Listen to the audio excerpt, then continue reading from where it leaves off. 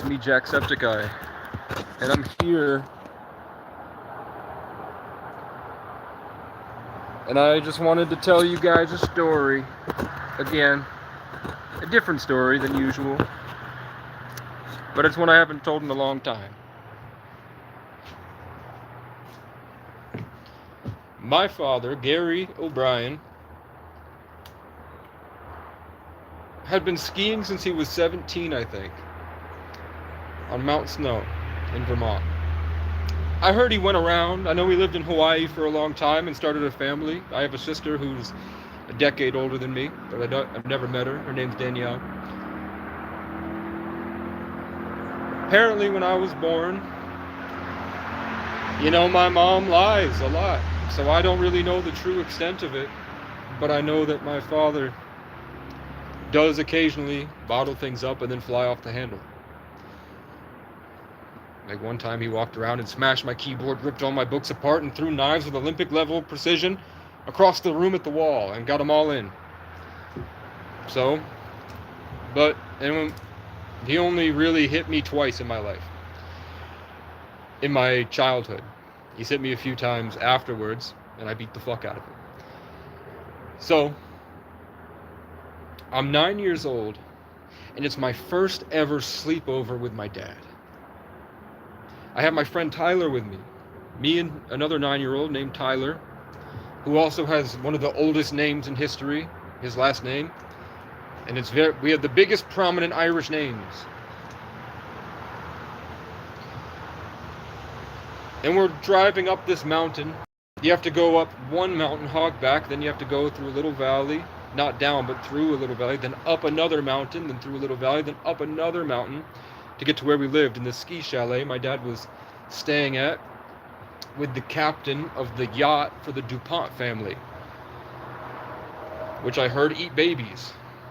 But my dad's clients included the CEO of Wells Fargo and stuff like that, type of high-ticket clients. Their children my dad trained, I guess. I guess he was really good with kids, and they called him the Legend of Mount Snow. It's raining. When it rains in Vermont, salamanders and frogs take to the streets like whores in Miami, and they're all around hanging out. And I'd never seen that before. So my dad was driving slowly around, and the doors were opening, and kids were looking out of the door to look at the frogs and salamanders. But there was nobody else around. We get up to the last mountain, and we're about half a mile to our road. It's just one long stretch of road with only 3 houses on it up there before we get to the ski resort, and then the next big ski resort past that.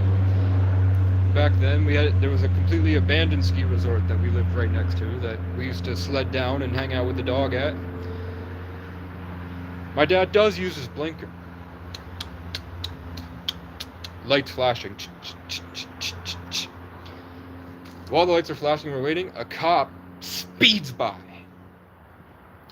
My dad pulls out and drives. Suddenly the cop, siren, siren, sirens. My dad stops.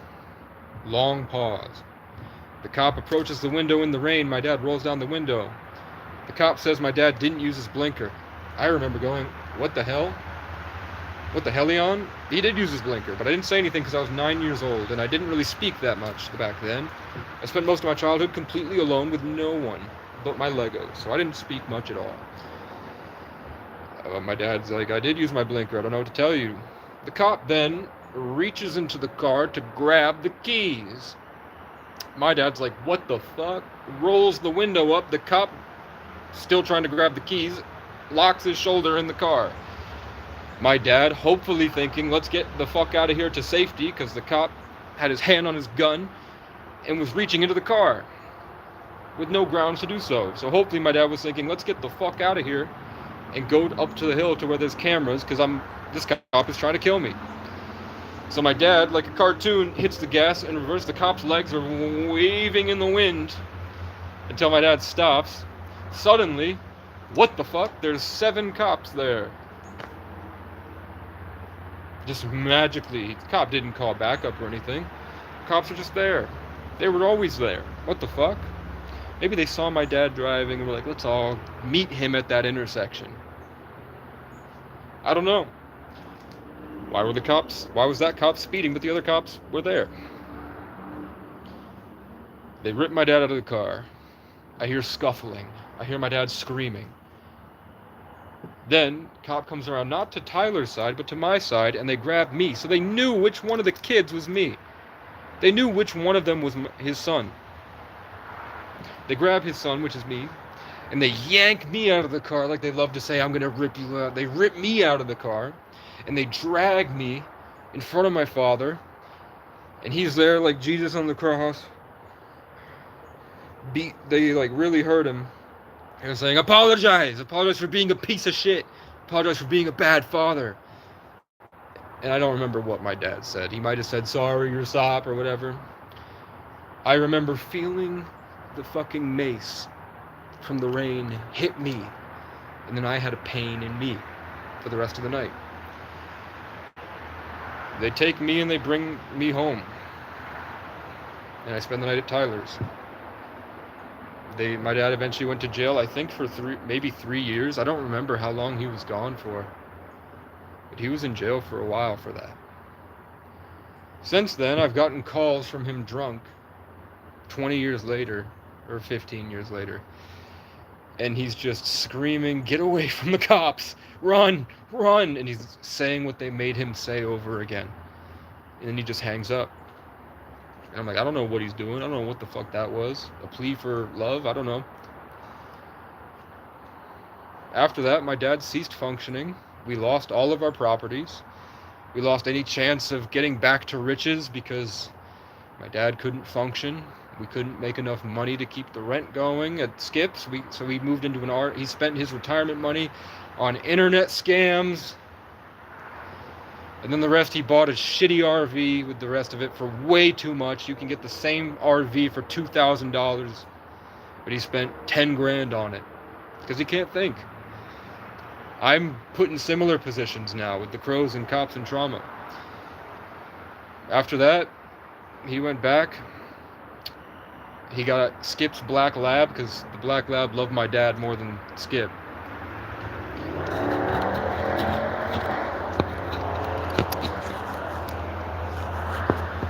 Is this working? So, he made a friend because his Black Lab in this side of the woods where there's no houses, and then down through the forest, on the other side of the forest, far like maybe a mile down the road, there lived another man who had a big property, owned all the woods, and he had a Black Lab. So both these Black Labs were consistently running to each other's homes. The guy's name was Peter, and Peter's dog's name was Lucy, and my dad's dog's name was Hugo, and they were two Black Labs.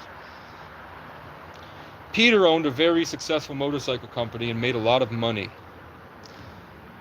but he lived alone.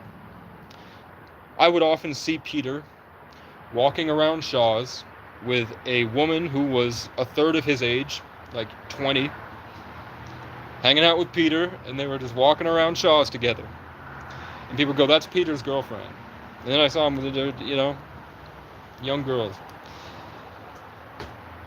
Peter and my dad would go into the basement and play Flight Simulator, and they would drink and hang out in the basement of this multi-millionaire's home out in the woods. Peter had his own pond. He had a huge property. It was really cool out there. And they would play Flight Simulator, and they'd drink and hang out. And then the dogs would run to each other's properties, and they'd be forced to hang out with each other. One day, my dad gets an email from Peter saying by the time my dad gets this, Peter will be dead.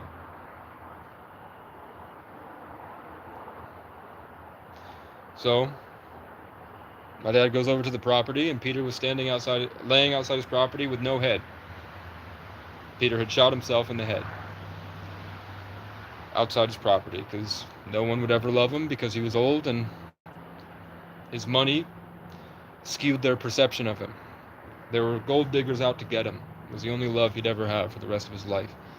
So he killed himself. And he left everything to my father. So my father suddenly had access to $100 million. Immediately, sneaky lawyers showed up and said my dad now owed Peter's immense debt. And they sought to steal everything Peter had. So my dad had a very minimal time, a not very functioning mind, a bunch of stress, and nobody to call for help. So he got the people that he could, and they all got together and they tried to get as much of Peter's stuff out as possible. The one time I spoke to Peter, I was really upset that he had a zebra skin rug hanging on the wall, and I was like, "You killed that shit, and you're just displaying its corpse?"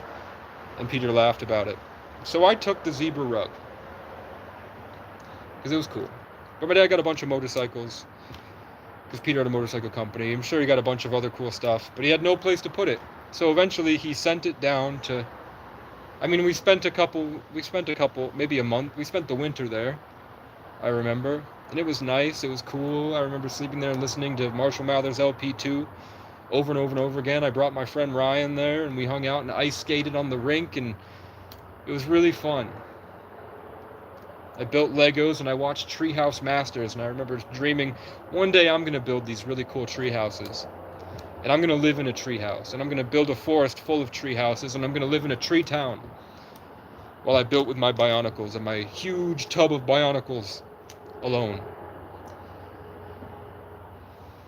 My dad eventually moved it down to, I think, the love of his life, Chrissy. And Chrissy was some girl in New York I met a couple times, and she had a couple daughters. But Chrissy had a boyfriend, and my dad had that storage unit, and eventually her boyfriend started stealing everything out of the storage unit and selling it for drug money. So my dad lost everything again.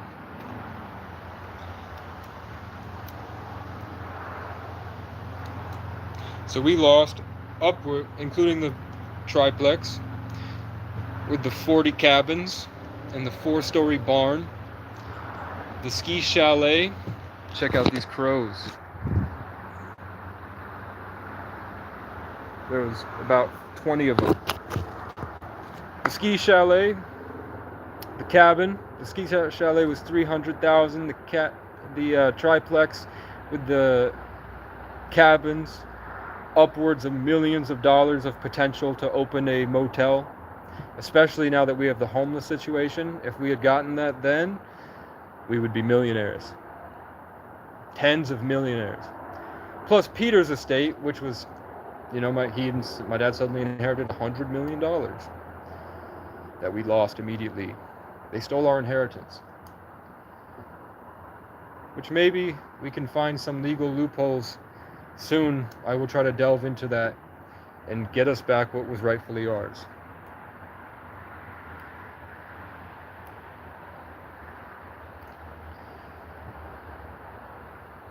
So we lost the potential to become the kings of Vermont.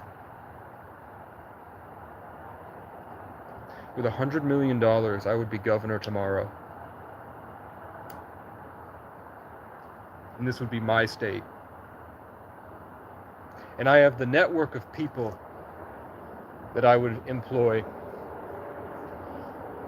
It would become influencer heaven for the spiritual universe. The spiritual community across the world, the best of the best on the internet, would be able to move here and set up 100 acres for the leaders of every community. A meeting ground for every Native American tribe. A sanctuary for homeless youth. A system in place for the homeless people. To bring them out of this world and into my world. A training camp for dreamers. My boot camp for dreamers. A training camp for everybody. And this would be my example to set for the rest of the world. Every town would have a mandatory stage and a mandatory plot for food vendors that are up and coming, where it's easy to get permits. Where there would be a better government place for people to just go to houses, inspect. It would be very easy to get food trucks. There would be a food truck manufacturing facility so that they could get easy, makeshift, up to code hot dog carts where they could sell their meals and whatever the mac and cheese burgers with bacon, Thai food, curry, Japanese food, ramen, halal, anything anybody wanted to do. There would be a better means for an independent business to start in Vermont. There would be land for anybody that wants to live outside of paying rent would have their own avenues to travel through the state of Vermont. There would be horse trails for the entire thing, so people could get on horses and e-bikes, and they could go as far as they want. Granted, it would return to the Wild East, where they would be subjecting themselves to possible danger of being out there, because there's no cops and there's no way to get the cops. But the park rangers would be here, and I would recruit people from law enforcement, and there would be a way stricter measure. And I would employ in schools, when you're in school, sophomore or junior year, part of your class would be teaching you the exact ways to handle traffic stops, instances with the police, and understanding the laws in Vermont. And there would be stock trading courses. And there would be a mandatory taxation of crypto and stock. So after we teach the kids how to trade stocks and generate all the wealth, bringing all this wealth from across the world through their knowledge of Wall Street, they would be forced to bring it back to the state of Vermont and me, because they live here. But it would be out of gratitude, and maybe it would be a course. I don't know. I would employ different measures of obtaining wealth that dealt with understanding markets and taking the wealth from the wealthy and then bringing it back to communities.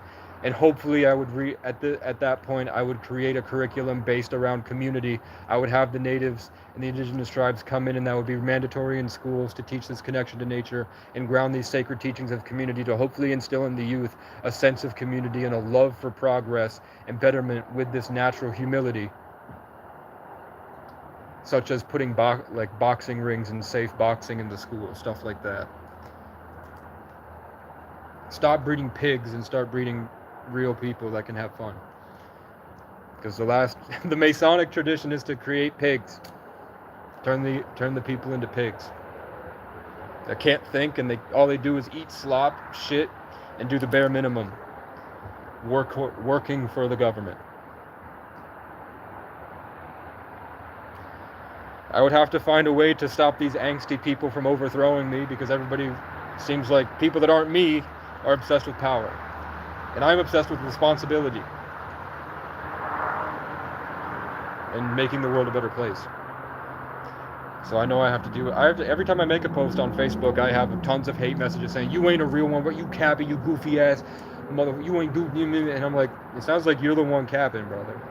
And then I'll look at their page and I'm like, I think drug addicts would really love your music, but your raps are just arguing on Facebook comment sections live in front of a studio audience.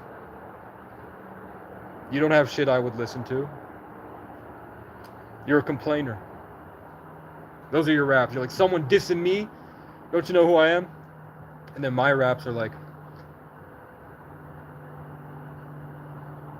there's a sickness of the state of mind, and there's a sickness in the state of mind. You couldn't comprehend these types of highs. I'm flying, fat white pride of my iron sights. To be the hero is to be ostracized. They've been silencing that archetype. But this little light of mine, I'm going to let it shine, even if I have to die. I'm going to ride for mine.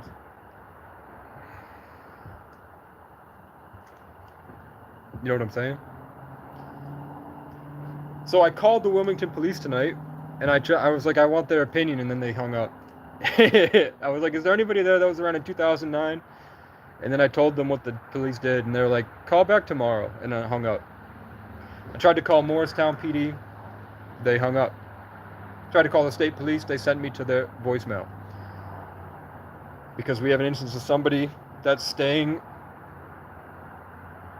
quarter mile down the road, it's visible, that lied to the police and said Casey threatened to kill me with a hatchet, which is a false police report, and that's a felony.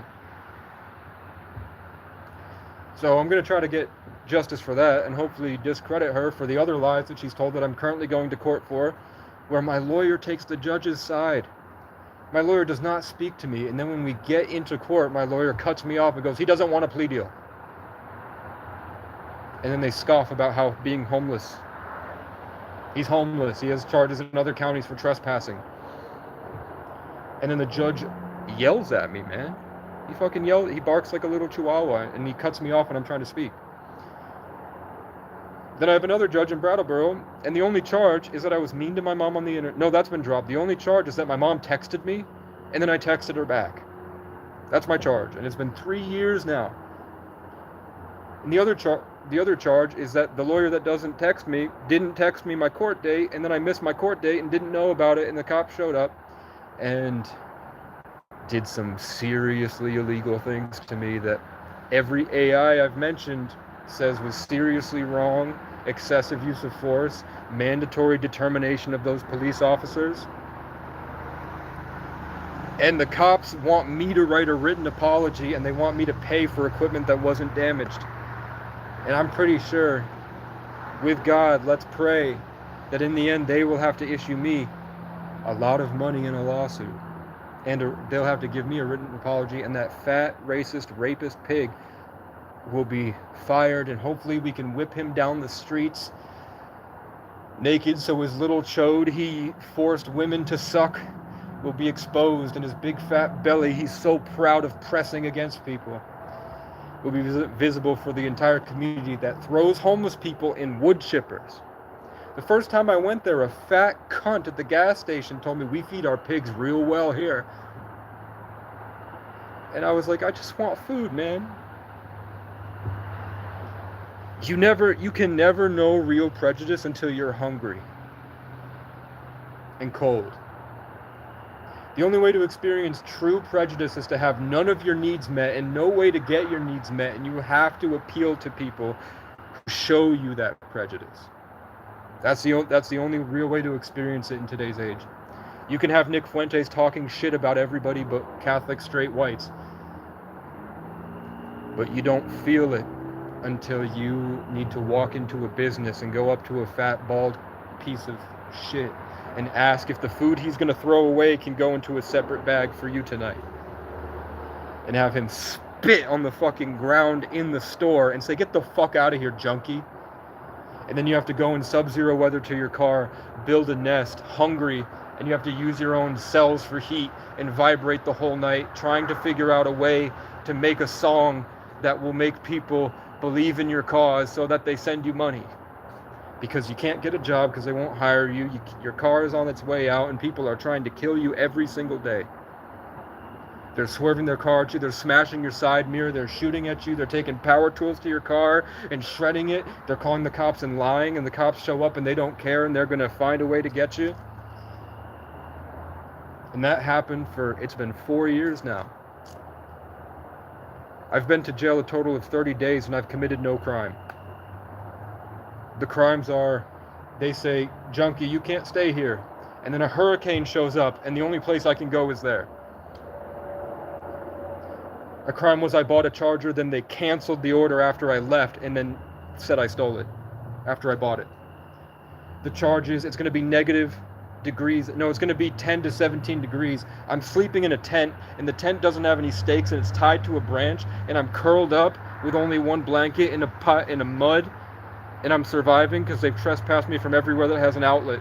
So I spend the last of my money on a Mr. Buddy heater, and I ran out of propane, so I went into Aubuchon and said, "I'm going to pay you in 2 days when I get a Cash App donation, but I'm going to die, so I'm going to take this." And then the cops showed up and did all that to me. "I haven't seen you in so long, man. What the fuck? I thought you died."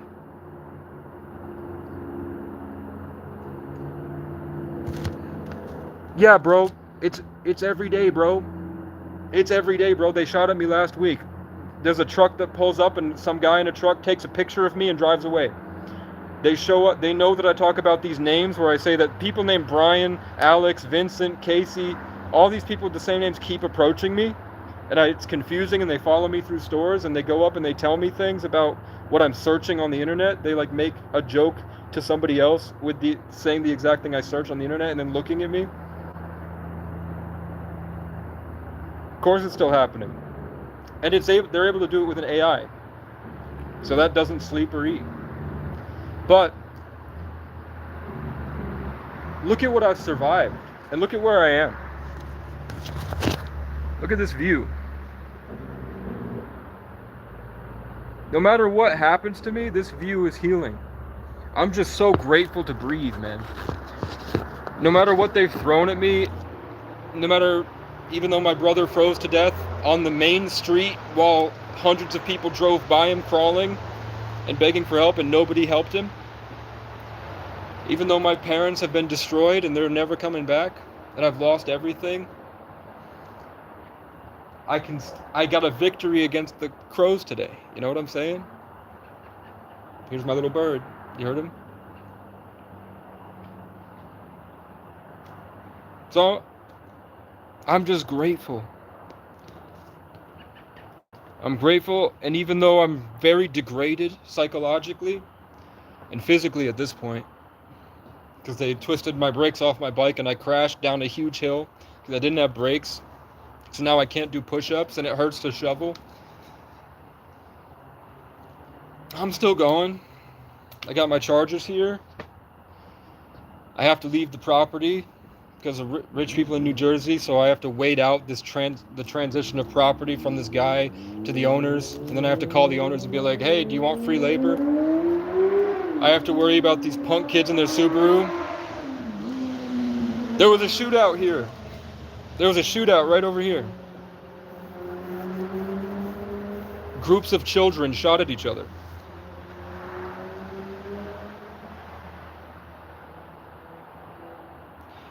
Man, I told you to get everything that you have in a centralized document, and then I would like make sure you have separate ones where you run it through AI like Perplexity, or like spend money on a free AI tool. Make sure you have references, make sure you have tons of videos clipped. There are videos now you can look up of people going up to gang stalkers and they're confirming across the country right now. In recent times, people are just going out and saying it. They're just admitting, yeah, we get paid by third-party organizations to stalk people and harass them to discredit them. Yes, we're paid by organizations to target schizophrenics and try to drive them into mass shootings and violence. Yes, they do drop LSD in people's coffees while they're in the bathroom. Stuff like that. People are admitting that they get paid by a third-party organization, and some of them get paid in gift cards that can go from, sometimes they get $12,000 a month to do it to certain targets. And they do work together, and they do have hand signs, like when people mention the hand signs and I mention the hand signs. Sometimes when I'm in public and I see people motion to each other, and it's like just a random old lady and like a 30-year-old cop, and they're motioning the hand signs to each other, stuff like that. When you get to the highest level where Tucker Carlson and this guy have admitted, like all these people, Erica Kirk admit, Candace Owens admitted it, they've all admitted that they're part of an ancient cult or a religious organization that they just chose not to tell the American people just to avoid mass anger. They just perpetuated a delusion for a couple generations while they raped the world for resources to build robots. They've admitted that they've publicly admitted to everybody that they're talking to demonic entities from outside the human realm, and that the AI vessels are building bodies for them, and that they're degrading us systematically to leave us open to possession in the future. That is public from these people. Like Trump and Biden did the Freemason handshake. They're all doing it. So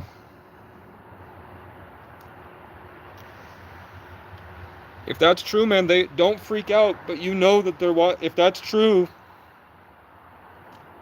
then you got to know that they're here. They're watching you right now, man.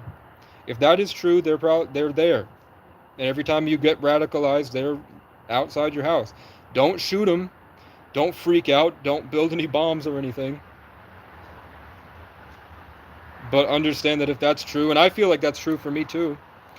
I feel like it's more as soon as I just kept, like, back in the day, every single day, my brain was spamming me with the image of getting a neck tattoo. And then since I got it, this left side of my body's gotten really, really damaged. Every time I just will randomly get attacked and hurt, and my left side is just fucked. And when I meditate, it really does feel like I can't get past this ink. And then when I've heard interviews with Satanists that say, whether I believe it or not, they personally say that they've spoken to the Antichrist, and that they've seen him switch bodies and approach him in different bodies, which would kind of align with my testimony. And they say that the first thing you have to do as an initiate to the satanic organization is to get a neck tattoo. So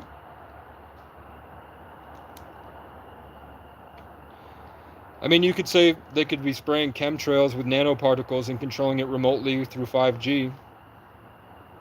So they could be forcing us to consume this fast food with microchips and shit and all this stuff to get us full of this thing that disrupts all of our hormones and stops us from thinking, so that we start to develop a physical connection to the telephone and the internet, so that then eventually they'll just hit a button and all of us will shut down because we're no longer in control of our bodies. While they harvest the human spirit and they take over the planet because they want to own this realm. And they've been doing it for thousands of years, preparing to own the realm, because they're like, there's nothing else outside the dome. If we can gain control of the entire realm inside the firmament, what's God going to do? Just have babies? The Jews control the weather now. God can't send a hurricane. We'll counter hurricane it. You know what I'm saying? That's the plan. And I don't know when, like, it's happening now.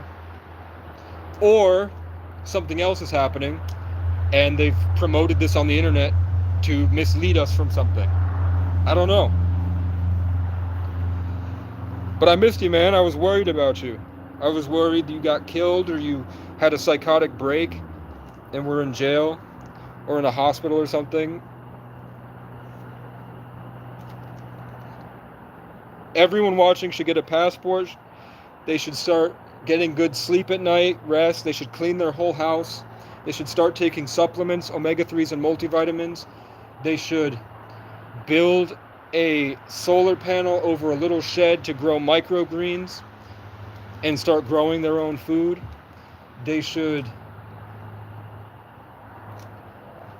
People need better transportation, I'm seeing.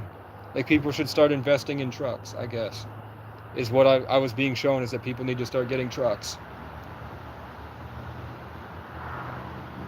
Even if they don't, they barely use it, and they have another car with good gas mileage for their day-to-day, they should invest in a truck. That's what was just shown to me. Augmented reality surveillance applications, how you decode your thoughts. Yeah, but so can nature.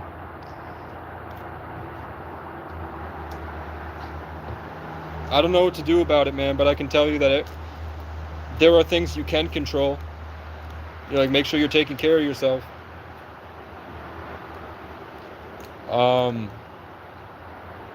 If that is the case with, like, nanoparticles and stuff, I would really, you know, like, I would advocate that everybody really take responsibility for their mental health and work towards getting inside an intentional community. Because that's the real resistance. Intentional communities, hippie communes, eco-villages, nomad traveling. That's the best way out, is to get involved with them. Because they're already way on top of it. They're already growing all the herbs that whatever you're talking about with the AI and all the, like, the stuff inside you. If you believe that, you have to believe that nature is conscious and nature is providing herbs and medicines and remedies, like Dr. Sebi said before he died, and then Nipsey said before he was mysteriously killed, when he took over the documentary that directly combated Monsanto. They are already growing it. Okay? I'd organize, but it really hurt that when Westy said, I have $20,000 and the only way I'd ever give you any money is if I had $1 million. And I was like, do you know what I could do with $2,000? A tenth of your income? Do you know how quickly I could turn that into $4,000 and give it right back to you? I'd give you 3, just to get me out of this. Or how much I heard that, like, Cindy came in and was bragging about, is it her name? No, Christy. I don't remember her name. I think it was Christy. The woman who's building an indigenous reservation in Canada. For her to brag about these things and then offer no help hurt. It hurt knowing that people watch me suffer and they sit at home and laugh. But I still come on here, man. I feel responsible for everybody. And it's just really ironic and funny that I'm in a position where I need to ask for help for literally everything. Yet usually in most situations, I'm the one helping them. Every time I go into Capstone, I'm helping Casey at Capstone with something. Every time I go to Chandler, I'm helping, volunteering at Chandler. Every time I go to the church in Ray, I'm helping them and inspiring them and teaching them stuff that makes them go, whoa. But I'm barely getting by. It's cruel. It's like it's a world full of carrots dangling on sticks. And something with a million hands is ready to lift up the carrots every time I grab at it. So I just walk through the carrots and then I feed the rabbits, I guess. Sometimes the rabbits are holding the carrots. But I'm convinced at this point I'm in a God-created story with a purpose. And the best thing I can do is just keep fighting to live up to my potential. Which is hard when every time a crow caws, I feel like it's trying to attack me, and then I try to hold what they're trying to steal from me in, and see them all visibly get upset, and they just keep going until they eat me. They eat my spirit. And they won't leave me alone. 15 came today.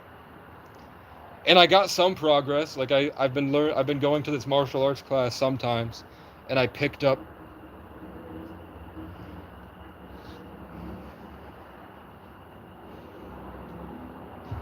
some stuff, which confused them because the crows that I battle every day had not seen this before. So I was able to get one, and then it got mad and bitter, and it sat over there going for an hour. And it was while I really made some progress with Perplexity AI, talking about what happened with the things that happened to me with the Morrisville police. Very quickly, they showed up at the tent. They didn't say they were there. They snuck in, and then right when they were near me, they started stomping to scare me. Then they walked around and waited. Then they started yelling at me. The whole time they were just like punching me emotionally. Then, I'll get to that in a second. Then, for a half hour, they sat there trying to coerce me out of the tent. And I said, if you want me off the property, and you want all the homeless people off the rail trail, go talk to the other homeless people, and then I'll feel comfortable. I have PTSD. I don't like the way you're talking to me. You're triggering me. Go talk to the other homeless people, and I will politely gather my things, and I'll leave. If I'm back, when you get back, I'm still here, then you can keep pestering me, but I'm not non-compliant. I just would like my peace of mind, please. And they didn't. They got worse. They got started, no, and then, Finally, I got my phone out, and I recorded the video called Targeted, Maced, and Brutalized or something last year. You can find that on my channel. And I went, are you going to stop talking to me like this? Then while I'm having a conversation with one officer, another one goes, Casey, blah, blah, blah. And I was talking to this officer, but the fact that I opened my mouth at all, he used as confirmation to identify me. So they walked up, opened the tent, and maced my face. Eyes, nose, and ear caked in. I couldn't hear. It was burning. It got in through my nose. I had a cold. I had quit cigarettes. It got into my lungs. I couldn't see, couldn't smell, couldn't hear. They tried to grab me by my shoulders. I said, I'm not resisting, but I'm just not moving. I'm not resisting. I'm not going to fight you. If you're going to drag me out, you're going to drag me out. Then instead of grabbing my torso or stopping and being like, what the fuck just happened? We used excessive force. Oh shit. They grabbed me by my legs and they ripped me out onto the ground full of broken glass, possible needles, rusty metal. Because I was at a homeless camp.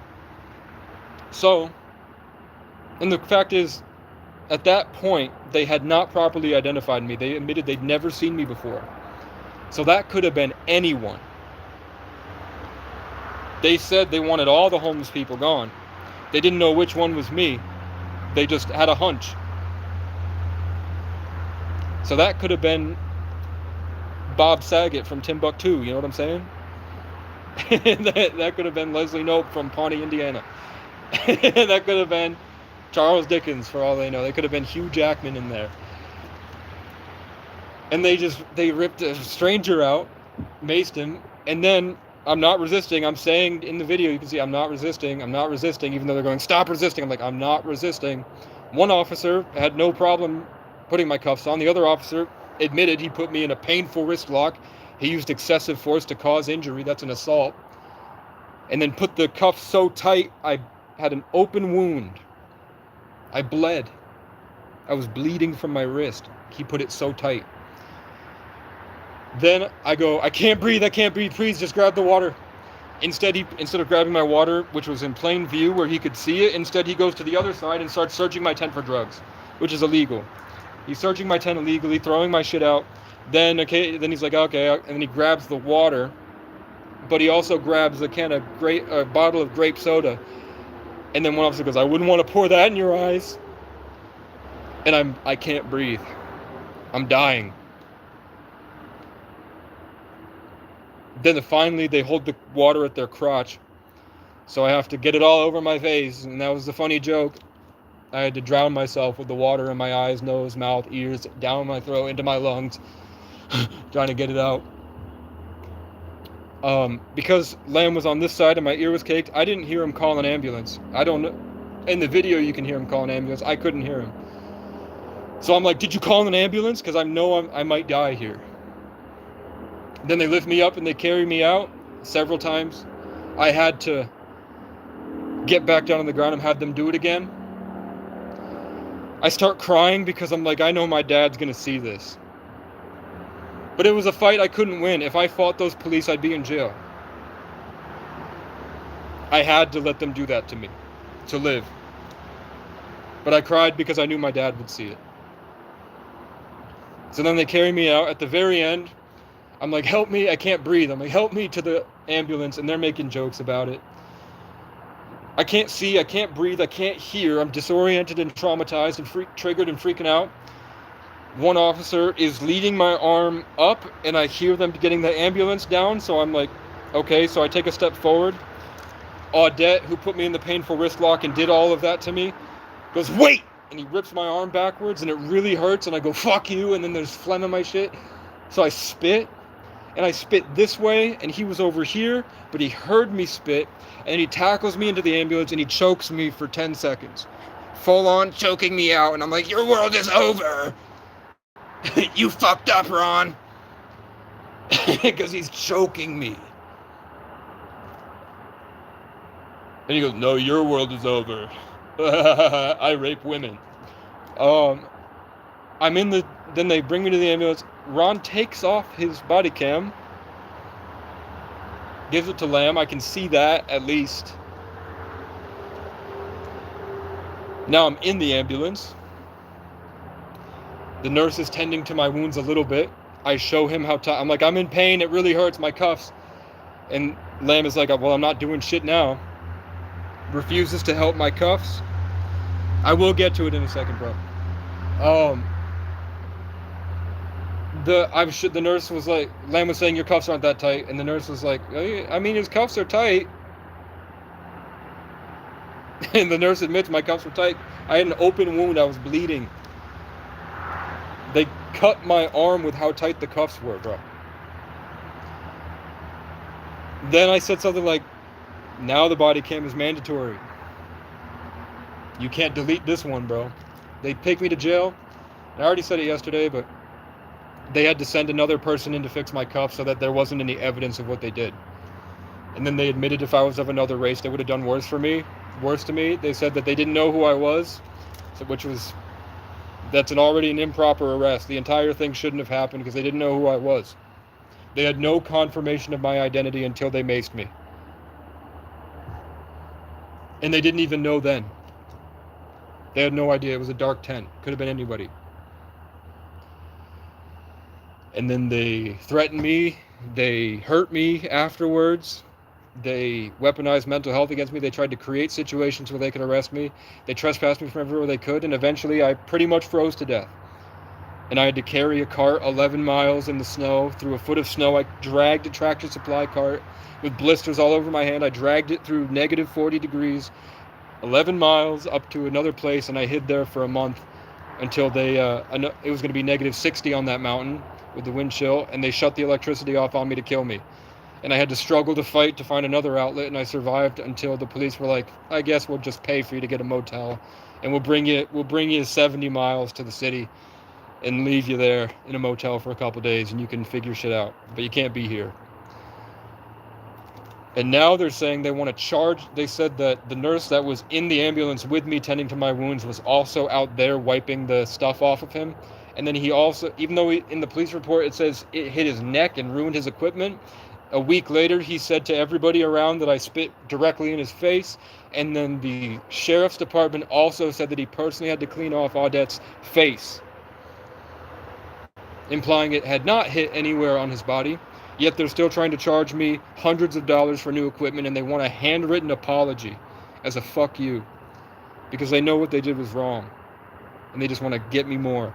They stole from me, and then that happened for 4 months. And because of that, I couldn't function. You can go back to my channel and see I shut down. I became an animal. I didn't know I couldn't function.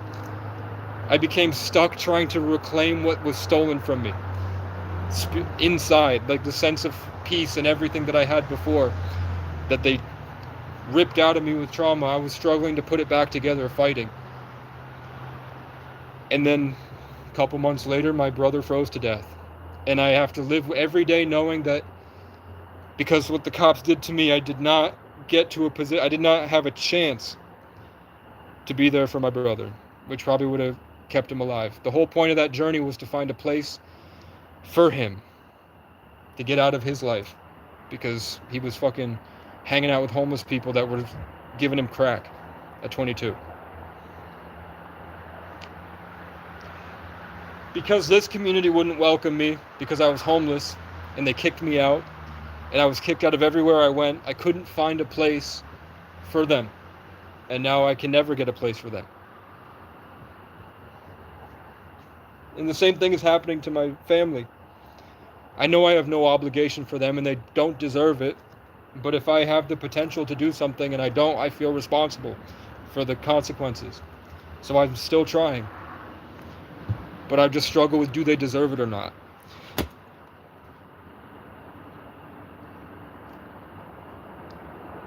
Yeshua? I mean, I try, man.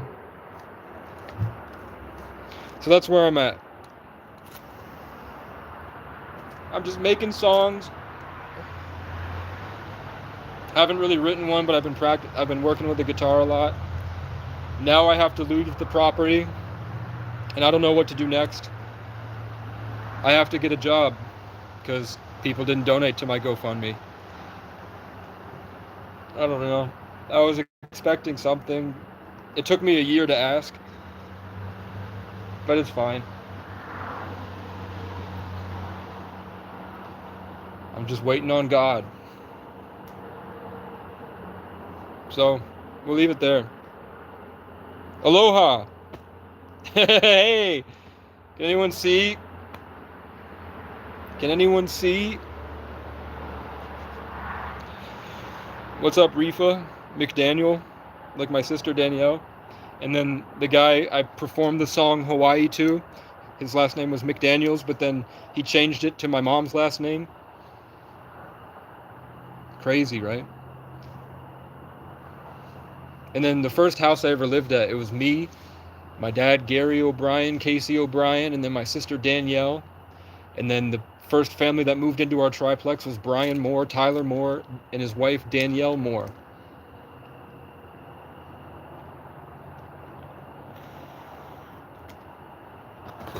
Well, I asked God for where to go next, and then you showed up. Have you thought about turning your property into an intentional community? Work camper program? I really want to check out Hawaii. I want to go on a pilgrimage. I'm worried that the people displaced from the Maui fires that are homeless are very angry and violent. So if I go there, I don't know how I will be received.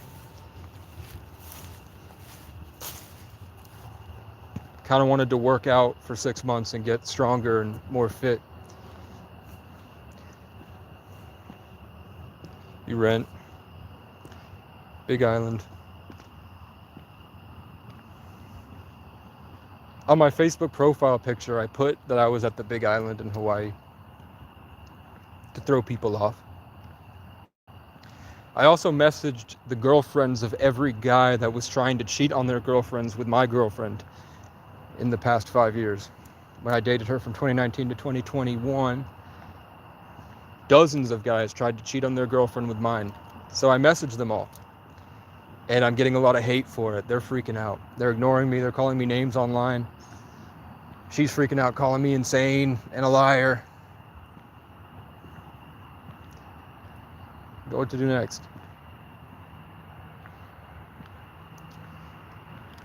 I'm gonna leave. Goodbye.